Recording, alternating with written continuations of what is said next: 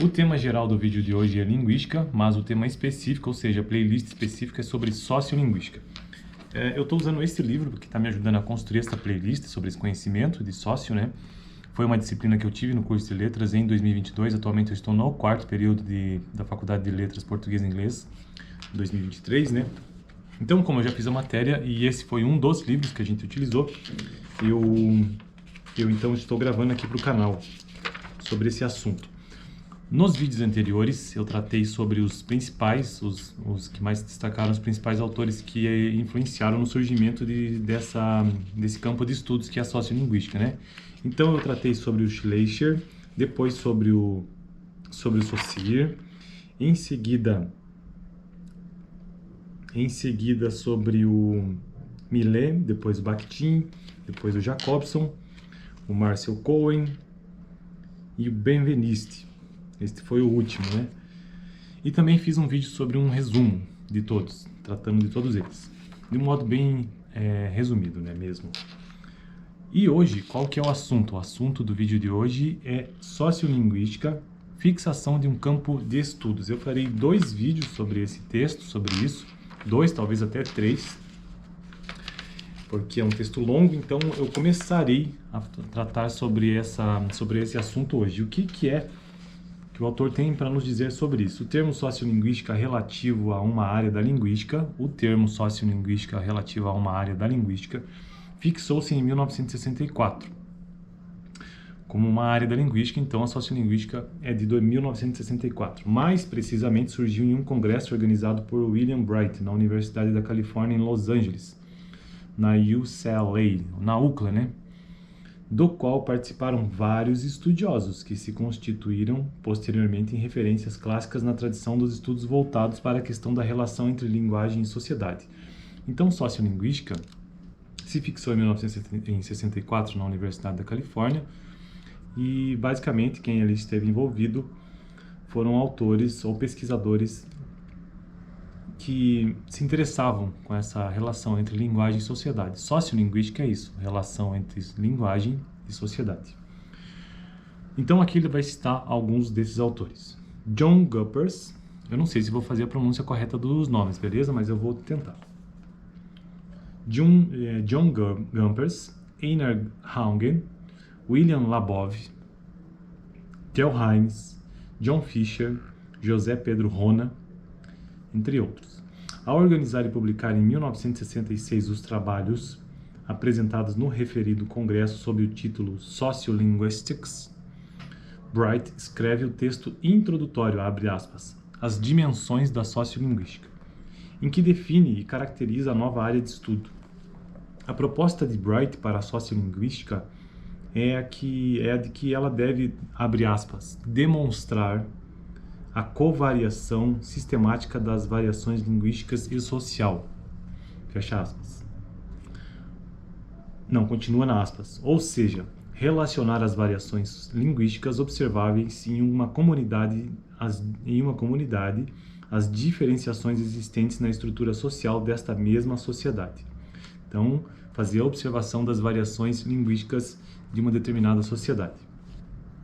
E como que estabelecendo um roteiro para as atividades de pesquisa a serem desenvolvidas na área da sociolinguística, Bright, na mesma obra, identifica um conjunto de fatores socialmente definidos com os quais se supõe que a diversidade linguística esteja relacionada.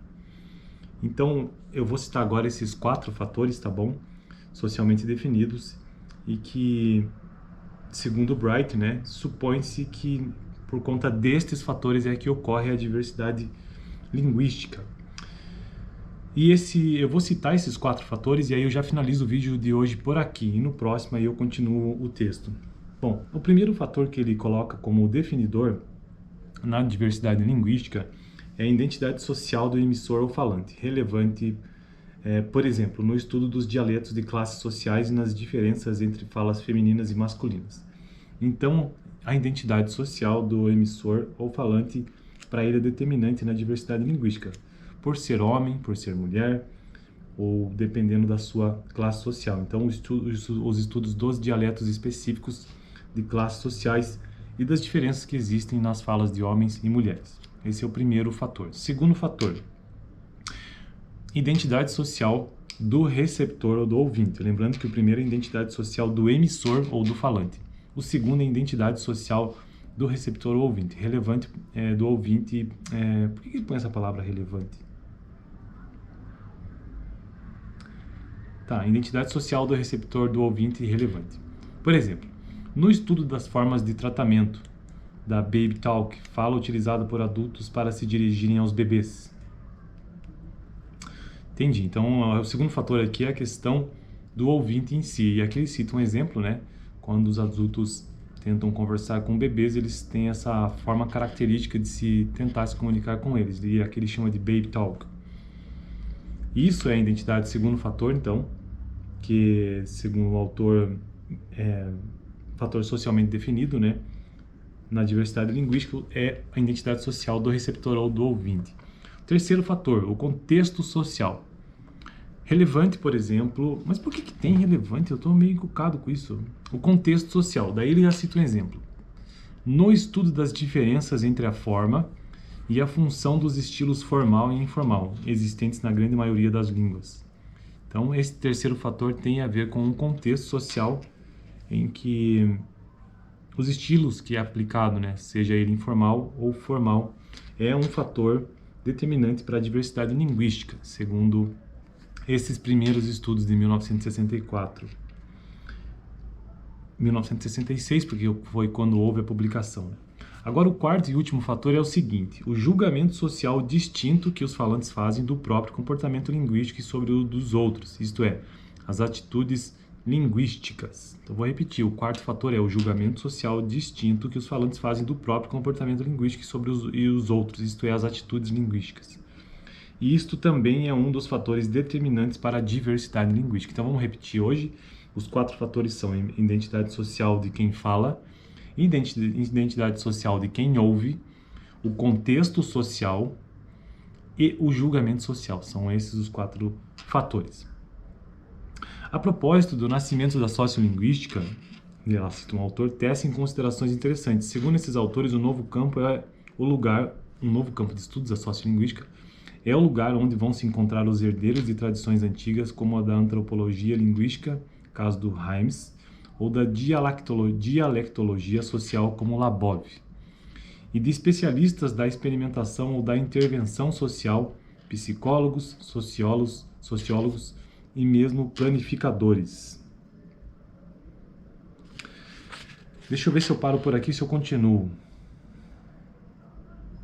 Eu vou parar por aqui, tá bom? Que hoje o objetivo do vídeo foi mesmo trazer essa ideia de quando que surgiu a fixação do campo de estudo da sociolinguística, que foi na Universidade da Califórnia, em 1964, com a publicação ali em 1966.